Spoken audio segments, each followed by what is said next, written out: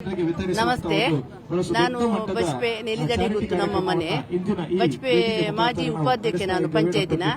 ಈ ಸಲ ನಾನು ಒಂದು 5ನೇ ವಾರ್ಡ್ನಲ್ಲಿ ನಿಂತು ಸ್ವಲ್ಪ ಮತಗಳಿಂದ ಸೋತಿದ್ದೇನೆ. ಆದರೂ ನನಗೆ ಏನು ಬೇಸರವಿಲ್ಲ.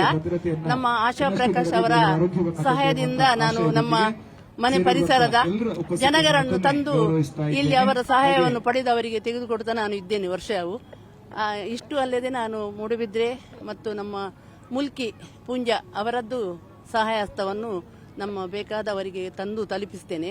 ಇಂತಹ ಸಹಾಯ ಹಸ್ತವನ್ನು ಅವರು ಇನ್ನಷ್ಟು ಮಾಡಲಿ ಅಂತ ನಾನು ದೇವರಲ್ಲಿ ಬೇಡಿಕೊಳ್ತೇನೆ. ಮೊದಲಾಗಿ ನಮಗೆ ಆಶಾ ಪ್ರಕಾಶ್ ಶೆಟ್ಟಿ ಸಹಾಯ ಹಸ್ತ ಯೋಜನೆಯಲ್ಲಿ ಮನೆಯ ಪುನರ್ ನಿರ್ಮಾಣಕ್ಕೆ ಅಂದರೆ ನಾನು ಭಜನಾ ಕ್ಷೇತ್ರದಲ್ಲಿ ಸುಮಾರು 55 ಭಜನಾ ತಂಡವನ್ನು ಕಡೆ ಸುಮಾರು 11,500 ಮಕ್ಕಳಿಗೆ ಭಜನೆಯನ್ನು ಕಲಿಸ್ತಾ ಇದ್ದೇನೆ.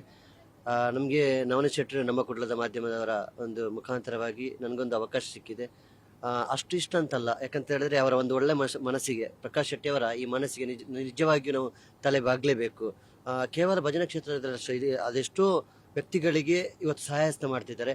ಖಂಡಿತವಾಗಿ ಇವರ ಒಳ್ಳೆಯ ಕಾರ್ಯಕ್ಕೆ ಭಗವಂತ ಖಂಡಿತವಾಗಿ ಒಳ್ಳೇದು ಮಾಡೇ ಮಾಡ್ತಾನೆ ಎಂಬುದು ಭರವಸೆ. ಮತ್ತೊಮ್ಮೆ ಇವರಿಗೆ ನಮ್ಮ ಎಲ್ಲ 55 ತಂಡದ ಪರವಾಗಿ ನಾನು ವಿಶೇಷವಾಗಿ ಅವರಿಗೆ ಧನ್ಯವಾದ ಸಲ್ಲಿಸಲಿಕ್ಕೆ ಇಷ್ಟಪಡ್ತೇನೆ. ನನ್ನ ಹೆಸರು ಅಶೋಕ್ ನಾಯ್ಕ. ನನ್ನ ಊರು ಮೂಡುಬಿದ್ರೆ ತಾಲೂಕಿನಲ್ಲಿ ಕಲ್ಲಮುಡ್ಕೂರು ಎಂಬ ಕಟೀಲು ದೇವಸ್ಥಾನದ ಪಕ್ಕ ನಾನು ಒಂದು ಚಿಕ್ಕ ಮನೆಯಲ್ಲಿ ವಾಸ ಮಾಡ್ತಾ ಇದ್ದೇನೆ. ಅದ್ರ ಜೊತೆಗೆ ಧರ್ಮ ಕಾರ್ಯದಲ್ಲಿ ತೊಡಗ್ತಾ ಇದ್ದೇನೆ.